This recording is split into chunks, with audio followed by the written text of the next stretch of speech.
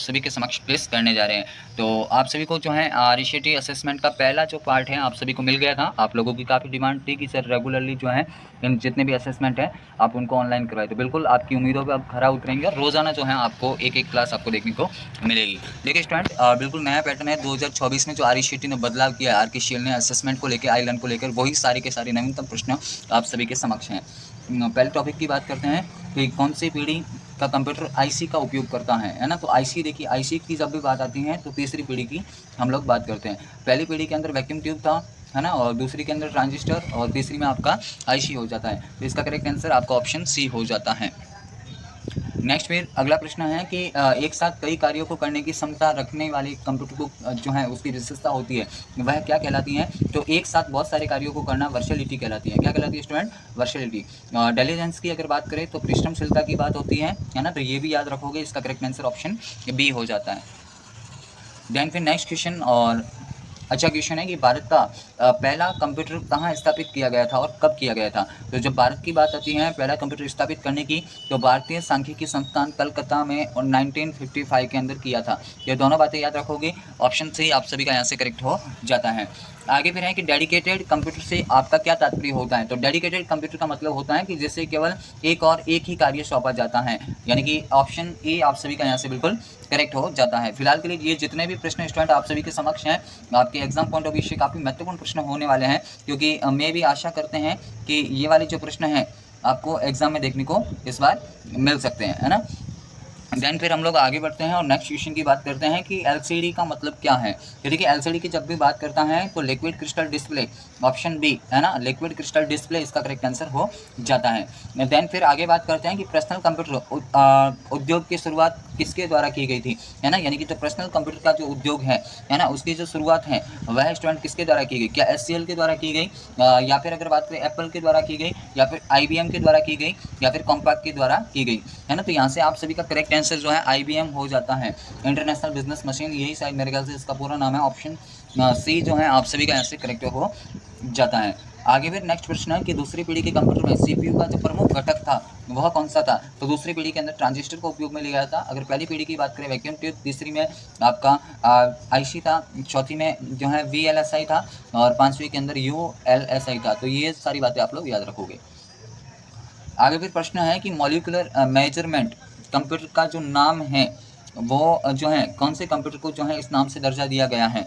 Molecular की बात कर रहा है ना। क्या सुपर कंप्यूटर है, क्या माइक्रो कंप्यूटर है, क्या आपका नैनो कंप्यूटर है, क्या फिर आपका फर्मी कंप्यूटर है? तो ये भी अच्छा क्वेश्चन है आपके जो है एग्जाम पॉइंट ऑफ व्यू से काफ़ी महत्वपूर्ण प्रश्न हो जाता है। क्या सुपर है, या फिर माइक्रो, या फिर हम लोग बात करेंगे इसकी नैनो कंप्यूटर, या फिर जो है आपका थर्मो कंप्यूटर। तो जब मॉलिक्यूलर की बात आती है तो नैनो कंप्यूटर आपका बिल्कुल यहाँ से करेक्ट हो जाता है। आगे डेटा प्रबंधन क्षमताओं के आधार पर इनमें से कौन सा कंप्यूटर का एक वैध प्रकार है? तो एनालॉग, डिजिटल, हाइब्रिड, ये तीनों के तीनों होते हैं। उपरोक्त सभी यहाँ से आप सभी का करेक्ट हो जाएगा। आगे फिर है कि निम्नलिखित में से मस्तिष्क की कार्य प्रणाली की नकल करने वाला सबसे छोटा व तेज कंप्यूटर कौन सा है? यानी मस्तिष्क की कार्य प्रणाली की जो नकल करने वाला सबसे छोटा और आपका सबसे तेज कंप्यूटर कौन सा है ना। क्या वो आपका सुपर कंप्यूटर है, क्या क्वांटा कंप्यूटर है, या फिर अगर बात करें क्या वो मेन फ्रेम है या PDA, है ना। तो इसका जो आपका करेक्ट आंसर स्टूडेंट हो जाता है वो क्वांटा कंप्यूटर हो जाता है। ऑप्शन B आप सभी का यहाँ से करेक्ट हो जाएगा। देन फिर आगे बढ़ते हैं कि भारत का पहला सुपर कंप्यूटर कौन सा था? तो ये सभी को पता है, परम, जिसको 1991 के अंदर बनाया गया था, है ना। आगे फिर बात करते हैं कि सभी आधुनिक कंप्यूटर किस कार्य प्रणाली पे जो है आधारित होते हैं, यानी कि सारे के सारे अपने जो हैं आधुनिक कंप्यूटर की अगर हम लोग बात करते हैं तो क्या वो फील्ड पे होते हैं, क्या वर्ड पर होते हैं, या फिर आपके इंफॉर्मेशन पर होते हैं, या फिर डेटा पर होते हैं? तो सारे के सारे जो आधुनिक कंप्यूटर की हम लोग अगर बात करते हैं तो डेटा पे आधारित होते हैं, डेटा पे उसका कार्य होता है। तो ऑप्शन D आप सभी का यहाँ से करेक्ट हो जाता है। देखिए स्टूडेंट, ये सारे के सारे RCET ने अपने पाठ्यक्रम में बदलाव करने के बाद में नए वाले आईलर्न है ना। तो जिन जिन स्टूडेंट ने अप्रैल बैच से जिनका एडमिशन हुआ है उनको सभी को एग्जाम में ये नए प्रश्न देखने को मिलेंगे। डेस्कटॉप और पर्सनल कंप्यूटर खाली जगह के रूप में भी जाना जाता है। तो डेस्कटॉप और जो है पर्सनल कंप्यूटर को सुपर कंप्यूटर कहते हैं, या क्वांटा कंप्यूटर कहते हैं, या फिर मेन फ्रेम, या फिर माइक्रो। अच्छा प्रश्न है कि आपसे बोला है कि डेस्कटॉप और आपके पर्सनल कंप्यूटर, ये जो है डेस्कटॉप और पर्सनल आपके माइक्रो कंप्यूटर के अंदर जो है आपको देखने को मिलते हैं।